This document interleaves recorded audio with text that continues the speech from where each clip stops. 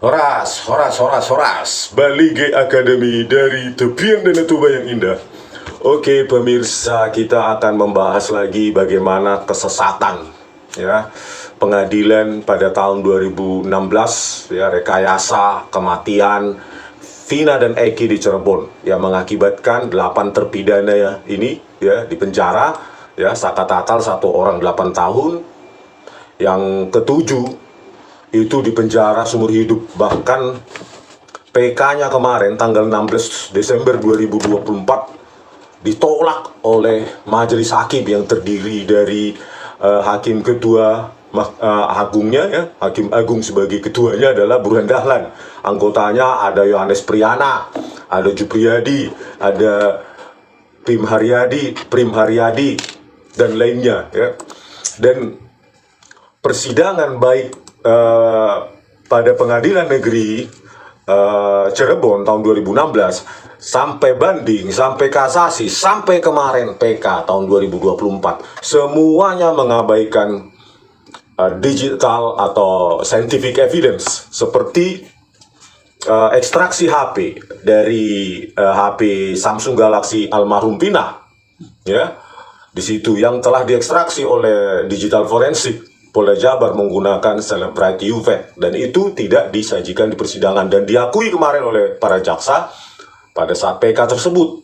Dan ini diabaikan, padahal itu diekstraksi oleh Polda Jabar sendiri, bahwa ketika dituduhkan serangkaian pemerkosaan bergilir, pemukulan pakai batu, pakai bambu, sampai pembunuhan ya, mulai 21.15 sampai 22.30 ya, dituduhkan, dituntut dan didakwa itu oleh para jaksa itu, ternyata ada komunikasi SMS chat ya oleh almarhum Pina ke temannya Widi pada pukul 22.14.10. Bayangkan ya, itulah rangkaiannya, periode waktunya 21.15 sampai 20.30, tapi 22.14.10 almarhum Pina masih melakukan aktivitas SMS messages ya. Nah, itulah diabaikan hal seperti itu, padahal itu sangat penting dan bisa membebaskan ke 8 terpidana saat itu tahun 2016. Jadi semua diabaikan. Kemudian kita lihat lagi nih pada video kali ini, kita lihat bahwa digital evidence lainnya berupa CCTV itu sampai keputusan, sampai ada di keputusan tahun 2016, bahkan sampai PK kemarin itu CCTV belum dibuka.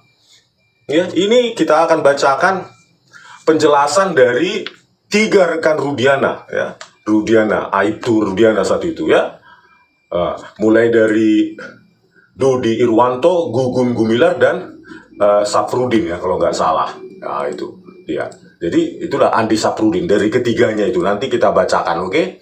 Sekarang kita bacakan keterangan mereka bertiga sebagai rekan kerja Aibtu Rudiana ya, soal 3 orang polisi yang mengatakan bahwa CCTV belum dibuka. Bayangkan, itulah kualitas kepolisian Republik Indonesia yang merupakan kepolisian terburuk se-Asia Tenggara. Oke, kita bacakan ya. Oke, lanjut. Dodi Irwanto bin Durrahman di bawah sumpah pada pokoknya menerangkan sebagai berikut. Bahwa akhirnya saksi bersama-sama dengan rekan yaitu Aibtu Rudiana, Bribka Gugun, dan Brigadir Andi Safrudin melakukan penyelidikan di sekitar TKP. Dan kemudian pada tanggal 31 Agustus 2017, sekira jam 14 WIB, saksi dan teman-teman di sekitar flyover, tepatnya depan SMP 11, bertemu AF dan Dede, umur kurang lebih 25 tahun, bekerja di cucian mobil, dan didapat informasi ada ribut-ribut pada waktu kejadian tanggal 27 Agustus 2016 sekitar jam 23 WIB. Setelah Rudiana memperlihatkan sepeda motor Eki, AF dan Dede membenarkan pengemudi sepeda motor tersebut yang dipepet, dikeroyok, namun masih melarikan diri ke arah Talun, Kabupaten Cirebon, dan masih dikejar-kejar. Ciri-cirinya pelaku ada yang memakai tensoplas di kening dekat alis. Ya, tunggu dulu ya. Jadi nanti kita dapatkan ya di keputusan PN Cirebon tahun 2016 itu ada pattern yang sama, yaitu bahwa pendakwaan penuntutan ini sangat bergantung pada kesaksian 2 orang ini ya, AF dan Dede gitu. Aib dan Dede terus berulang dirujuk ya. Jadi sumber utama, bayangkan ya, CCTV-nya nanti diabaikan, ekstraksi SMS diabaikan, hanya bergantung pada Aib dan Dede ya. Oke, lanjut. Bahwa kemudian pada hari Rabu tanggal 31 Agustus 2016 sekitar jam 16.30 WIB, Saudara AF telepon ke Saudara Rudiana bahwa terdakwa Eko bersama teman-teman terdakwa sedang kumpul-kumpul nongkrong di depan SLTPN 11 Kota Cirebon.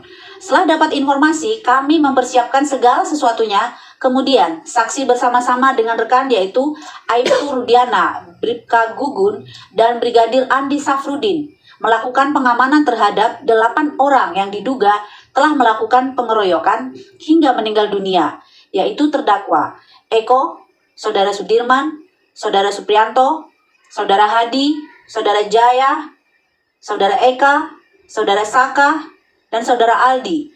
Hanya Saudara Aldi yang tidak ikut melakukan pengeroyokan, sehingga dibebaskan.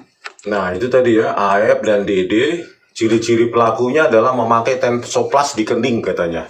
Bayangkan ya, kedua orang ini dipakai sebagai narasumber utama dan bisa menunjuk 8 orang tersebut tanpa ada scientific evidence sama sekali. Malam-malam. Luar biasa ini ya. Aduh, fiksinya ini. Oke, lanjut. Bahwa dari 8 orang yang diamankan, saksi hanya menginterogasi Saka Tatal dan diakui Saka Tatal memukul korban sebanyak 2 kali di bagian pipi, sedangkan yang menginterogasi Jaya adalah Saudara Rudiana dan diakui Jaya ikut memukul. Bahwa setelah mendapatkan pengakuan tersebut kemudian dilaporkan ke Reskrim. Bahwa saksi sudah mengecek CCTV yang ada di lokasi kejadian namun belum dibuka. Saksi di sini tadi Dodi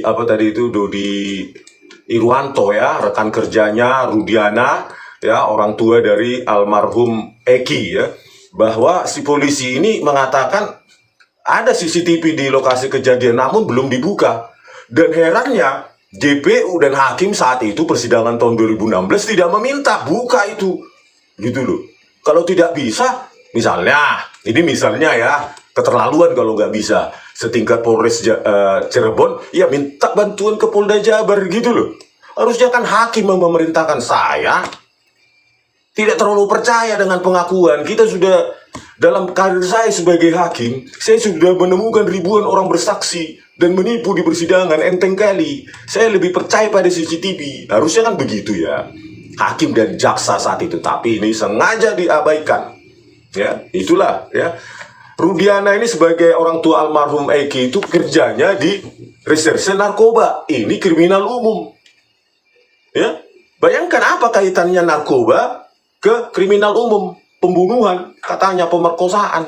Kok dia yang menginterogasi Saka Tatal? Udah gitu jelas dan subjektif karena dia orang tua dari almarhum Eki ini. Harusnya dia itu tidak boleh terlibat apapun supaya tidak bias gitu loh. Inilah ya kan. Bayangkan Saudara Rudiana lah yang menginterogasi ya. Saksi hanya menginterogasi Saka Tatal. Terus si Rudiana menginterogasi Jaya. Padahal ini sama-sama mereka reserse narkoba. Ya, oke, lanjut. Yang kedua dari Gugun Gumilar ya. Gugun Gumilar bin Warba di bawah sumpah pada pokoknya menerangkan sebagai berikut. Bahwa kemudian pada hari Rabu tanggal 31 Agustus 2016 pagi, saksi ditelepon Saudara Rudiana. Lalu kami membentuk satu tim yaitu Aibtu Rudiana, Bribka Dodi Irwanto bin Durrahman, dan Brigadir Andi Safrudin melakukan penyelidikan di sekitar TKP yang pada akhirnya bertemu Saudara AF dan Saudara Dede, pegawai cuci motor yang berjarak kurang lebih 500 meter dari flyover Jembatan Layang Talun. Bahwa tempat cuci motor tempat Saudara AF dan Saudara Dede letaknya berdempetan dengan SLTPN 11, hanya berjarak gang saja. Lalu Saudara Rudiana memperlihatkan foto sepeda motor anaknya kepada Saudara AF dan Saudara Dede. Dan dari mereka diperoleh informasi kalau pada malam kejadian telah terjadi keributan dan saling kejar-kejaran motor, dan salah satu yang mengejar ciri-cirinya menggunakan tensoplas, plaster, di kening dekat alis. Sama ya. Jadi kesaksian rekan kerja polisi reserse narkoba ini, ya, rekan kerjanya Rudiana ini bernama Gugun Gumilar. Ya sama, mereka mendapatkan keterangan dari Aep dan Dede juga. Keterangannya sama, ada tensoplas di kening. Ada berapa ribu orang sebenarnya yang pakai tensoplas di kening ya. Tetapi itulah langsung didapatkan pada malam itu ya, ciri-ciri begini. Nah, dapat itu. Mereka kumpul-kumpul. Aduh, dan ini percaya oleh hakim loh. Gobloknya gimana itu ya, hakim dan jaksa saat itu ya. Aduh, ampun. Oke, lanjut. Bahwa setelah mendapatkan informasi tersebut, saudara Rudiana meninggalkan nomor HP kepada saudara Aep dan saudara Dede. Bahwa sekitar jam 16.30 WIB, saudara Rudiana mendapat telepon dari saudara Aep dan saudara Dede bahwa orang-orang yang disebutkan tadi sedang kumpul-kumpul. Bahwa setelah mendapatkan informasi tersebut, saudara Rudiana mempersiapkan surat perintah tugas penyelidikan. Nah, tunggu dulu ya. Rudiana mendapatkan informasi dari Aep dan Dede. Rudiana, ya, di samping ayah almarhum korban harusnya nggak boleh terlibat, juga dia adalah reserse narkoba. Kok bisa dia mempersiapkan surat perintah tugas penyelidikan? Memangnya narkoba ini? Aduh, hancur, Kapolri. Kayak mananya kalian, birokrasi aja pun hancur. Oke, lanjut. Bahwa kemudian saksi bersama-sama dengan rekan yaitu Aibtu Rudiana, Bribka Dodi Irwanto bin Durrahman, dan Brigadir Andi Safrudin menuju SLTPN 11 dan melakukan pengamanan terhadap 8 orang yang diduga telah melakukan pengeroyokan hingga meninggal dunia, yaitu terdakwa Eko, saudara Sudirman, saudara Suprianto, saudara Hadi, saudara Jaya, saudara Eka, saudara Saka, dan saudara Aldi. Hanya saudara Aldi yang tidak ikut melakukan pengeroyokan sehingga dibebaskan. Terus. Bahwa saksi bersama saudara Rudiana menginterogasi Jaya dan Jaya mengakui perbuatannya yang dilakukan bersama dengan terdakwa Eko, saudara Sudirman, saudara Suprianto, saudara Hadi, saudara Eka, dan saudara Saka. Bahwa saksi sudah mengecek CCTV yang ada di lokasi kejadian, namun belum dibuka. Jadi saksi Gugun Gumilar ini ya, bersama Rudiana yang merupakan anggota reserse narkoba menginterogasi Jaya. Bayangkan, apakah itu Kapolri? Apakah itu diizinkan? Rudiana ini mempersiapkan lagi surat perintah tugas penyidikan. Apakah ini narkoba? Udah gitu, dia juga ayahnya korban. Dia nggak boleh lah, bias, subjektif, parah sekali ya, menginterogasi. Harusnya kan diserahkan ke krimumnya, reserse apanya ya, kriminal umum. Itulah harusnya tertib administrasi, tertib penyelidikan. Aduh, begitu CCTV-nya belum dibuka. Hakimnya juga pada saat sidang tidak memerintahkan dibuka. Jaksanya juga tidak meminta dibuka. Langsung tayangkan di situ, asal jangan direkayasa. Seperti Tito Karnavian sebagai Polda Metro Jaya 2016. Dan Krisnamurti, Direktur Reserse Kriminal Umum tahun 2016, yang merekayasa video CCTV Jessica Kumala Wongso ya, menjadi kabur. Digunakanlah ahli forensik digital penipu Muhammad Noah Lasar dan Christopher untuk memakai 2 software gratis, Freemake dan iRedsoft. Ini harus saya katakan supaya malu si Tito Karnavian itu. Ya, sebelum mati dia harus kita kurung. Inilah jenderal rekayasa, otak rekayasa di Republik ini. Pak Prabowo, hati-hati dengan orang rekayasa semacam ini. Tito Karnavian dan Krisnamurti. Bisa jadi Anda menjadi korban rekayasanya dia. Hati-hati, orang ini licin sekali. Gitu. Oleh karena itu, Pak Prabowo, tangkap, pecat, pidanakan itu. Siapa itu? Tito Karnavian itu ya, otak rekayasa itu. Dia terbiasa dia itu merekayasa kasus itu. Bayangkan anak manusia dikurung, dipidana, ya, 20 tahun penjara itu. Ya inilah juga ya, scientific crime investigation abal-abal. Ekstraksi SMS nggak dipakai, diabaikan di persidangan, diterima saja. CCTV ada di lokasi kejadian namun belum dibuka. Sampai persidangan selesai belum dibuka juga. Memang Konoha ya, Republik Kepolisian terburuk Se-Asia Tenggara. Oke, lanjut. Terakhir nih. Andi Safrudin di bawah sumpah pada pokoknya menerangkan sebagai berikut. Bahwa awalnya pada tanggal 27 Agustus 2016, sekitar jam 24 WIB, saksi yang sedang piket di Polres Kota di SMS saksi Rudiana yang menginformasikan anaknya yang berumur 17 tahun ada di kamar jenazah RSUD Gunung Jati karena kecelakaan tunggal. Bahwa sekitar jam 14 WIB, saksi bertemu dengan saudara AF dan saudara Dede dan menanyakan apakah waktu malam minggu melihat ada kejadian motor dikejar-kejar oleh gerombolan dan mereka melihat dari jarak 20 meter ada beberapa motor yang saling kejar-kejaran. Bahwa ciri-ciri salah satu pelaku memakai tensoplas di sekitar mata dan para pelaku sering nongkrong di depan SMP 11. Lalu saksi Rudiana meninggalkan nomor handphonenya kepada saudara AF dan saudara Dede. Bahwa setelah itu saksi menuju ke perumahan Garden mencari CCTV, tapi tidak bisa dibuka karena tidak ada operatornya. Tadi alasannya belum dibuka. Sekarang kalau si Andi Safrudin, ya rekan kerjanya si Rudiana ini mengatakan tidak bisa dibuka karena tidak ada operatornya.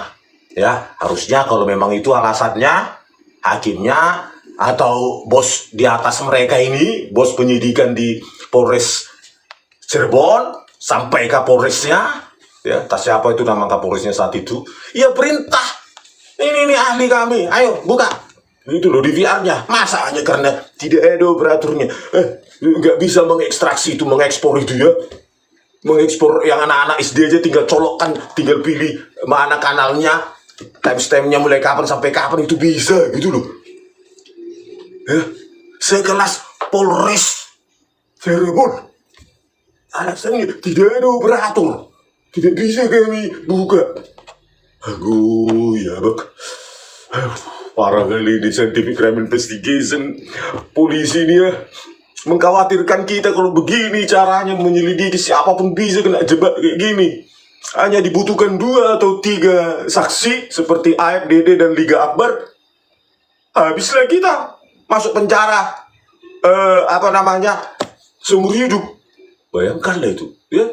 Inilah Pak Prabowo, secepatnya lah pecat Listio Sigit Prabowo ini, ya. Karena sudah kita minta pun, dia udah berjanji nih tim susnya isinya Irwasum lah, Propam lah, ada Kabar Eskrim lah, hasilnya 0.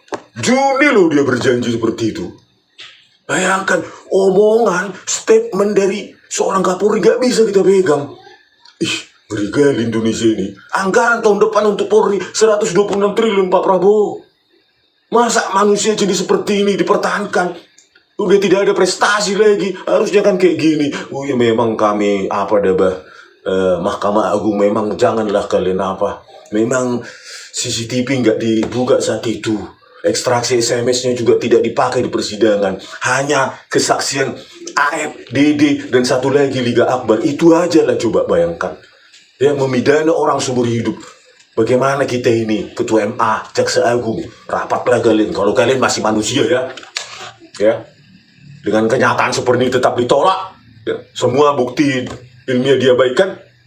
Ya, Indonesia ini hanya membutuhkan 3 orang saksi. Cukup untuk memidana orang seumur hidup. Dan ini akan diketawakan lah ya. Kalau Pak Prabowo ngomong di internasional, ya kan berpidato berapi-api, berorasi dengan retorikanya, penegakan hukum yang tegas, koruptor akan kita begini-beginikan. Tetapi begitu mereka dapat informasi, ya, negara-negara maju itu dapat informasi dari kedutaannya masing-masing, apa yang mereka katakan, mereka akan tertawa. Bagaimana itu yang sudah viral kemarin aja, Vina Cirebon, cuma modal kesaksian, ekstraksi SMS tidak dipakai, CCTV belum dibuka karena tidak ada operatornya. Gimana sidangnya? Udahlah, janganlah kita investasi ke sana, negara odong-odongnya itu ya, gitu. Negara main-mainan itu, gitulah.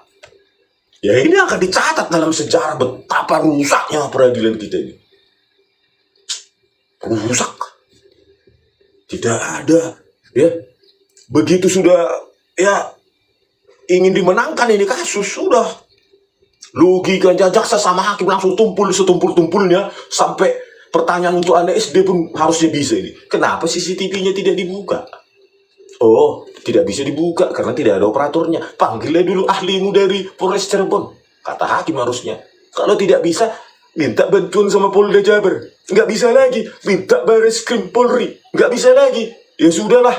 Bubarkan aja kepolisian kalau cuma buka ekspor DVR aja nggak bisa. Aku ya apakah ekstraksi SMS-nya mana? Ada nggak selain kesaksian dari ARDD dan Liga Abar? Aduh, pertanyaan anak SD itu, hakim. Dibayar kalian dengan keringat rakyat, hakim. Oke pemirsa, kita bahas lagi nih ya. Dengan bukti-bukti dari keputusan dan lain-lainnya. Pokoknya jangan hoax ya. Harus dari keputusan mereka kita analisa, iris-iris satu demi satu. Begitupun nanti alasan penolakan PK ke-8 terpidana ya. Pina Cirebon itu. Kita iris satu-satu. Ya. Saya tidak ingin ya mendengarkan, oh iya sudah inkrah, sudah selesai. No. Ini saintifik. Tidak ada yang selesai ketika saintifik itu, sains itu tidak digunakan. Maka keputusan itu hanya berdasarkan asumsi. Kecuali memang tidak ada ya bukti saintifik. Oke lah. Ini yang ada kok diabaikan. CCTV ada. SMS ekstraksi ada. Dan kenapa tidak diekstraksi HP-nya almarhum Eki? Tidak ada. Gitu. Harusnya kan hakim memerintahkan saat itu.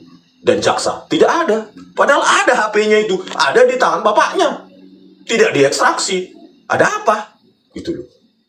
Kalau benar ini mereka pelakunya, semua bukti saintifik itu harus konvergen, merujuk ke mereka semua. Barulah kita, jangankan seumur hidup, lebih dari itu pun rakyat mungkin rela. Gitu. Ya. Nggak ada yang selesai dengan inkrah-inkrah itu ya. Bagi saya seorang saintis, ya, kalau dia mengabaikan bukti-bukti saintifik, bagi saya tidak akan pernah selesai. Mungkin orang hukum bisa bilang selesai, tapi dalam dunia sains tidak ada yang selesai seperti itu. Ya, bagi mereka itu, bagi kita rakyat, apalagi yang mengenal matematika dan sains itu tidak pernah selesai. Oke, sampai jumpa di video kami selanjutnya. Horas.